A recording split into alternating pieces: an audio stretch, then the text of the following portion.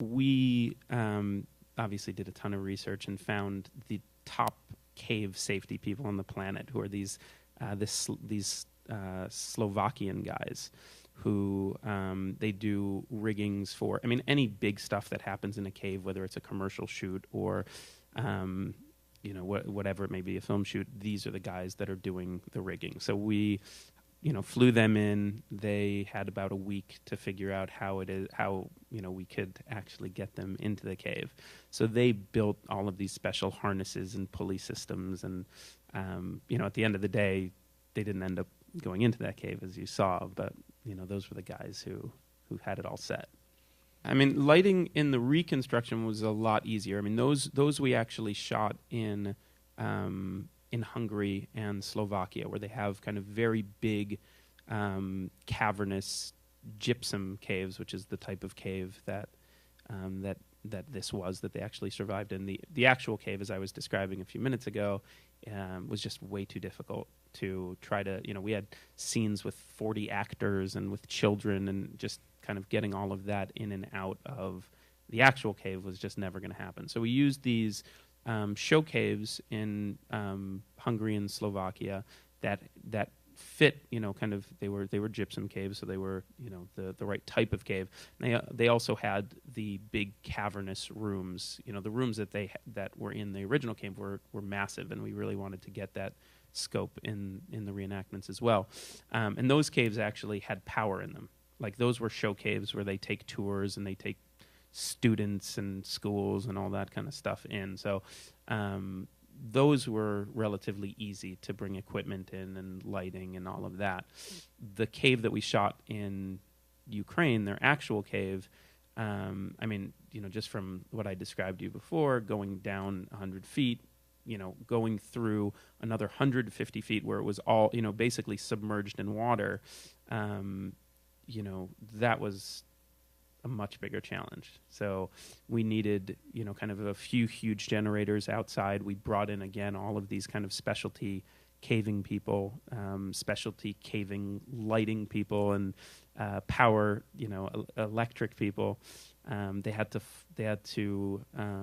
basically bring, kind of hundreds and hundreds of feet of cable just to get it into the parts of the cave that we were shooting in, and through water.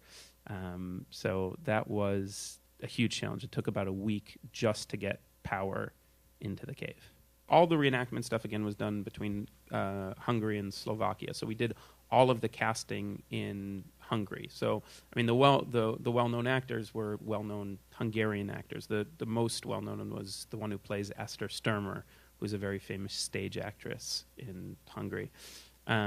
But there's fantastic service companies in Hungary. I mean, there's just the production, the quality of the crews there and the equipment there and the people there was amazing. It was fantastic. So, we just had the casting agent who does any feature film that shoots out there, and they brought in, a lot of the kids had never acted before, and our main concern with them was really, physically looking enough like the real survivors.